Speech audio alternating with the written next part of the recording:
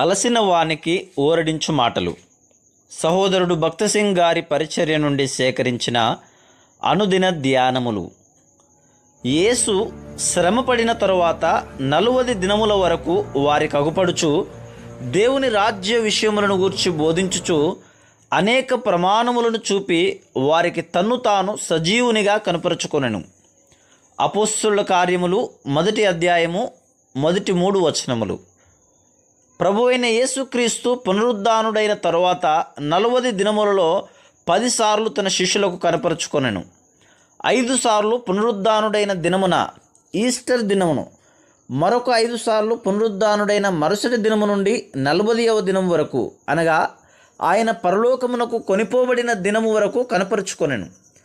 ఎవరైతే ఆయన యందు నమ్మిక ఉంచలేదో వారికి ఒక్కసారి కూడా కనపరుచుకొనలేదు. ప్రతిసారి తన శిష్యులకు మాత్రమే కనపరుచుకొనెను.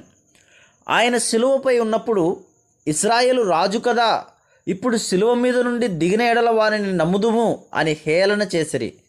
మత్తయి సువార్త 27వ అధ్యాయము 42వ వచనం. కావున పునరుద్ధానుడైన తర్వాత వారిలో ఎవరికిని ఆయన కనపరుచుకొనలేదు.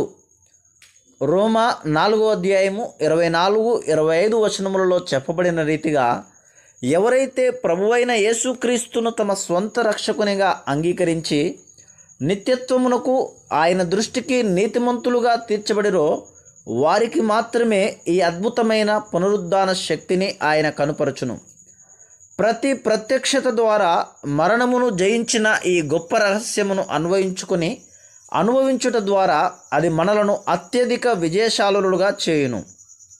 దేవుడు 40 సంవత్సరములలో అబ్రహామునకు దైవిక స్నేహమును గూర్చిన రహస్యమును బయలుపరచుట కొరకు 10 మార్లు అతనికి ప్రత్యక్షమాయెను. లేఖనములలోని 3 చోట్ల 2వ దినవృత్తాంతములు 20వ అధ్యాయము 7వ వచనము, యెషయా గ్రంథము 41వ అధ్యాయము 8వ వచనము, యాకోబు రాసిన పత్రిక 2వ అధ్యాయము 23వ వచనములలో అబ్రహాము దేవుని స్నేహితుడుగా పిలువబడెను.